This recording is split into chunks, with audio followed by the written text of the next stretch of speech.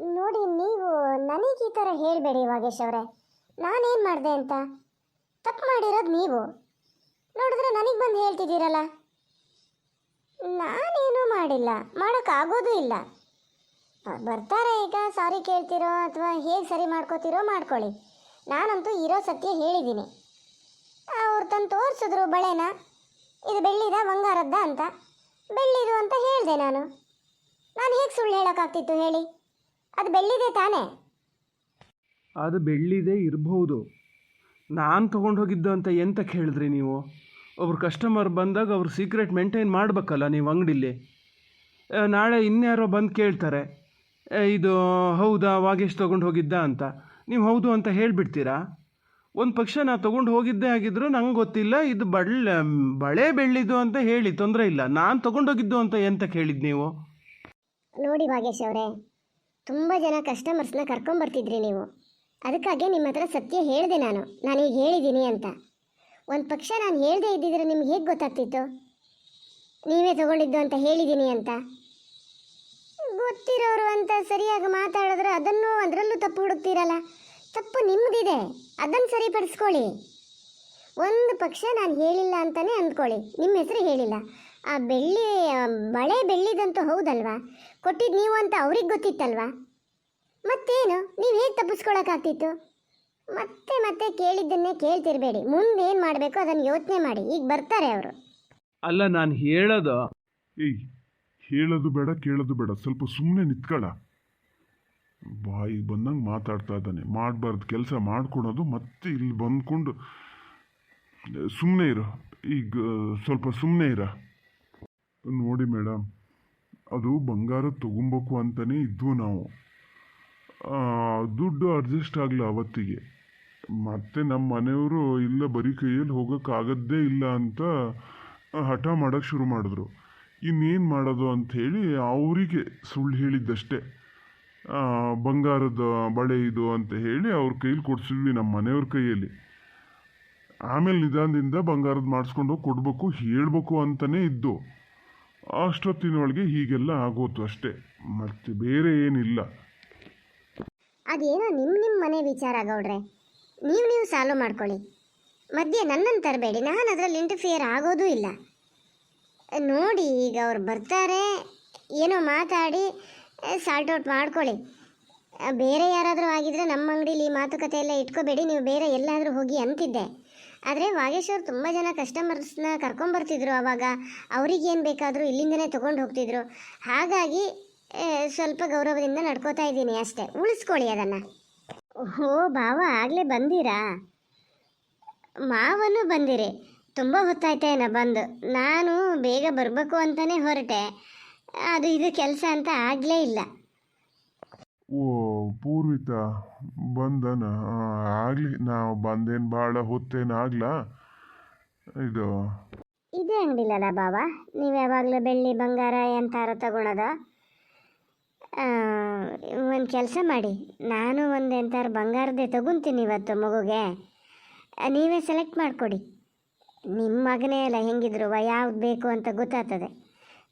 ರೇಟಿನ ಬಗ್ಗೆ ಏನು ಯೋಚನೆ ಮಾಡಬೇಡಿ, ಎಷ್ಟಾದರೂ ಪರವಾಗಿಲ್ಲ, ಒಟ್ಟಿನಲ್ಲಿ ಚೆನ್ನಾಗಿರ್ಬೇಕು. ಸೆಲೆಕ್ಟ್ ಮಾಡಿಕೊಡಿ.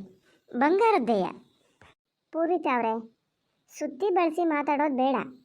ನಾನು ಹೇಳಿದ್ದೀನಿ ಅವರಿಗೆಲ್ಲ, ಗೊತ್ತಾಗಿದೆ ನೀವೇನಕ್ಕೆ ಬರೋಕ್ಕೆ ಹೇಳಿದ್ದು ಅಂತ.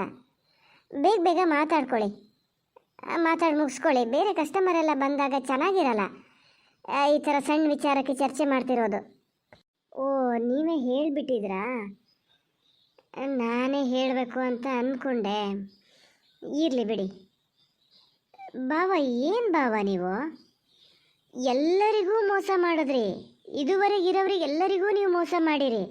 ನಿಮ್ಮ ಮಗು ಈಗ ಭೂಮಿಗೆ ಬಂದದೆ, ಅದ್ರ ಹತ್ರನಾರು ಸ್ವಲ್ಪ ನ್ಯಾಯದ ರೀತಿಯಲ್ಲಿ ನಡ್ಕೊಬೇಕು ಅಂತ ಅನ್ನಿಸ್ಲಾ ನಿಮಗೆ?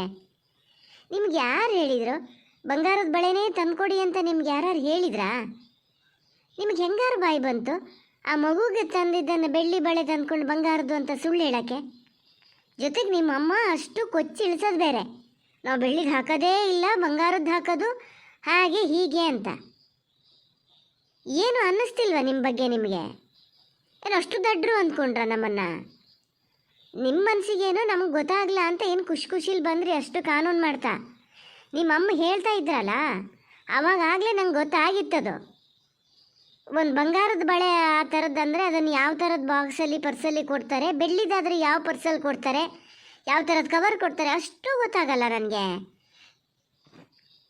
ಅವತ್ತೇ ಕೇಳೋಣ ಅಂತ ಅಂದ್ಕೊಂಡೆ, ಬೇಡ ಮತ್ತು ನಮ್ಮ ಅಕ್ಕನ ಮನಸ್ಸಿಗೆ ಬೇಜಾರಾಗ್ತದೆ ಅಂತ ಸುಮ್ಮನೆ ಇದ್ದೆ. ಅಲ್ಲ, ಯಾವ ತಾಯಿಗಾರು ಬೇಜಾರಾಗದೆ ಸ್ವಂತ ಮಗುವಿನ ಅಪ್ಪ ಈ ಥರ ಸುಳ್ಳು ಹೇಳಿ ಮನೆಗೆ ತಂದರೆ ಅಜ್ಜ ಅಜ್ಜಿ ಅಪ್ಪ ಎಲ್ಲರೂ ಸೇರಿ ಯಾರಿಗೆ ಬೇಜಾರಾಗಲ್ಲ ಹೇಳಿ. ಮತ್ತು ಅವಳು ಅದನ್ನೇ ಏನಾರು ತಲೆಗೆ ತಗೊಳೋದು ಬಾಣಂತಿ ಸನ್ನಿ ಇಂಥದ್ದೇನಾರು ಆಗಿಬಿಟ್ರೆ ಕಷ್ಟ ಅಂತ ನಾನು ಅವಳದ್ರಿಗೆ ಎದುರಿಗೇನು ಹೇಳಲ್ಲ. ನಮ್ಮ ಮನೇಲಿ ಅಪ್ಪಾಜಿ ಅಮ್ಮನ ಎದುರಿಗೂ ಹೇಳಲ್ಲ. ನಾನು ಮೊದಲು ಬಂದು ಇಲ್ಲಿ ಕನ್ಫರ್ಮ್ ಮಾಡ್ಕೊಂಡು ಹೋಗೋಣ ಅಂತ ಇಲ್ಲಿಗೆ ತಂದೆ. ಕನ್ಫರ್ಮ್ ಅಂತೂ ಆಯಿತು, ಆಮೇಲೂ ಹೇಳಕ್ಕೆ ಹೋಗಲ್ಲ ಗೊತ್ತಾ. ನಾನೇ ನನ್ನೊಳಗೆ ಇಟ್ಕೊಂಡು ಸುಮ್ಮನೆ ಇದ್ದೀನಿ ನಾನು. ಈಗ ಆತಲ್ಲ ಮರತಿ, ಆತೀಗ ಮಾತಾಡಿ ಏನು ಪ್ರಯೋಜನ ಇಲ್ಲ. ಈಗ ನಾವೂ ಏನು ಬೇಕಂತ ಮಾಡಿದ್ದಲ್ಲ, ನಾನು ಏನು ಬೇಕಂತ ಮಾಡಿದ್ದಲ್ಲ. ಈಗ ಇವ್ರ ಹತ್ರ ಎಲ್ಲ ಹೇಳ್ತಾ ಇದ್ದೆ. ನಮ್ಮ ಮನೆ ವಸಂತಕ್ಕೆ ಗೊತ್ತಿಲ್ಲ ಹಿಂಗೆ ಅಂತ, ಏನಾದಷ್ಟು ಕುಚ್ಕೊಂಡಿತ್ತು ಮಾಡ್ತಾ ಅಂತ ಹೇಳಕ್ಕೆ ಅದಕ್ಕೆ ಅದು ಬಂಗಾರದ್ದು ಅಂತಲೇ ತಿಳ್ಕೊಂಡದೆ. ಅದೇ ಹಠ ಮಾಡಿದ್ದು ಮೊಮ್ಮಗಗೆ, ನಾನು ಬಳೆನೇ ಮಾಡಿಸಿ ತೊಗೊಂಡು ಹೋಗ್ಬೇಕು, ತಂದು ಕೊಟ್ಬಿಡಿ ಅಂತ ಕೂತ್ಕೊತು. ಈಗ ಅಷ್ಟು ದುಡ್ಡು ಇರಲ್ಲ ನಮ್ಮ ಮನೇಲಿ, ನಮ್ಮ ಮನೆ ಪರಿಸ್ಥಿತಿ ನಿಂಗೂ ಗೊತ್ತಲ್ಲ. ಮತ್ತಿನ್ನೇನು ಮಾಡೋದು, ಬಾಲೇನೆ ನಾನು ನೋಡೋಕೆ ಹೋಗಲ್ಲ ಅಂತ ಕೂತ್ಕೊತು. ಈಗ ಆಚೀಚೆಗೆ ನೋಡ್ದಾರು ಏನು ಹೇಳ್ಯಾರ ನಿಮ್ಮ ಮನೆ ಎಲ್ಲರೂ, ಮೊದಲೇ ದಾಯಿದ್ರ ಮಕ್ಕಳೆಲ್ಲ ಒಂಥರ ಅಂತ ಹೇಳ್ತಿದ್ರು ನಿಮ್ಮ ಅಪ್ಪಾಜಿ. ಇನ್ನು ಬಾಲೆ ಅಜ್ಜಿ ಬಾಲೆ ನೋಡೋಕೆ ಬರಲ್ಲ ಅಂತ ತಿಳ್ಕೊತಾರೆ, ಇನ್ನು ಎಂತ ಮಾಡೋದು ಅಂಥೇಳಿ ನಾನೇ ಹೇಳಿದೆ, ಹೋಗು ಹಿಂಗೆ ತಗೋಬಾ, ಈಗ ಸದ್ಯಕ್ಕೆ ಅದನ್ನು ಕೊಡೋಣ, ಇನ್ನು ಸ್ವಲ್ಪ ದಿವಸಕ್ಕೆ ಬಂಗಾರದ್ದೇ ಮಾಡಿಸಿ ಆಮೇಲೆ ಸರಿತಿನ ಹತ್ರ ಹೇಳೋದ್ಲು ಬದಲು ಮಾಡಿಸಿ ಬಂದರು ಸಯ್ಯೋ ಅಂತ ಹೇಳಿದ್ದೆ. ಹಾಗಾಗಿ ತಂದಿದ್ದು ಆಗಿದ್ದಿಷ್ಟೇಯ. ಸರಿತೆಗೆ ಹೇಳ್ದೆ, ಒಂದು ಒಳ್ಳೆ ಕೆಲಸನೇ ಮಾಡಿದೆ.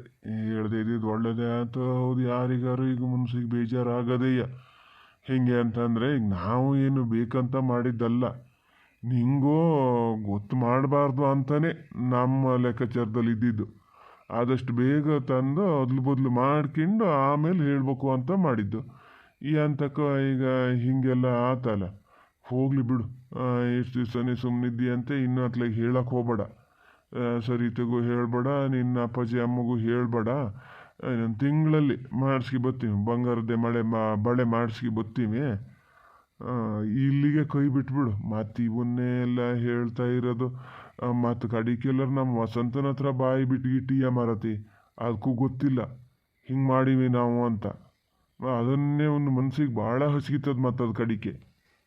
ಮಾವ, ದೊಡ್ಡವರು ನೀವು, ನಾನು ಹಿಂಗೆ ಹೇಳ್ತೀನಿ ಅಂತ ಬೇಜಾರು ಮಾಡ್ಕೋಬೇಡಿ. ದಯಮಾಡಿ ನಿಮ್ಮ ಮಗಗೆ ಈ ಥರ ಸಪೋರ್ಟ್ ಮಾಡೋದನ್ನು ನಿಲ್ಲಿಸಿ. ನಂಗೆ ಗೊತ್ತಾಗ್ತದೆ ಹಾಗೆ ಸಾಧಾರಣಕ್ಕೆ ಯಾವ ಮನುಷ್ಯ ಹೆಂಗೆ ನಡ್ಕೋಬೋದು ಅಂತ ನಂಗೆ ಗೊತ್ತಾಗ್ತದೆ. ನಿಮಗೆ ಗೊತ್ತಿತ್ತೋ ಇಲ್ಲೋ ಗೊತ್ತಿಲ್ಲ, ಖಂಡಿತ ಅತ್ತೆಗೆ ಮತ್ತು ಬಾವಿಗೆ ಗೊತ್ತಿದ್ದೇ ಇತ್ತದು. ನೀವೆಷ್ಟು ಸುಳ್ಳು ಹೇಳಿದ್ರು ನಾನು ನಂಬಲ್ಲ. ಅದು ಹಂಗೆ ಗೊತ್ತಿದ್ದಕ್ಕೆ ಅಷ್ಟು ಬಿಲ್ಡಪ್ ತೊಗೊಂಡಿದ್ದು.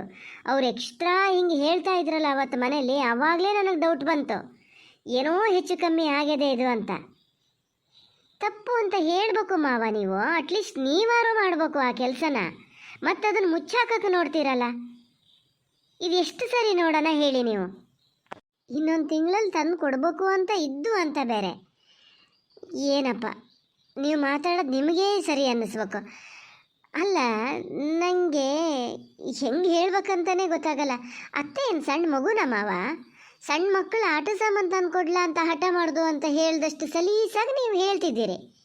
ಮಗುಗೆ ಬಾಳೆ ಬಾಡಿಸ್ಕೊಂಡು ಬಂದು ಕೊಡದೆ ಇದ್ರೆ ನಾವು ಹೋಗೋದೇ ಇಲ್ಲ ಅಂತ ಕೂತ್ರು. ಅದಕ್ಕೆ ನೀವು ಈ ಥರ ಮಾಡಿದ್ರೆ ಏನಲ್ಲ.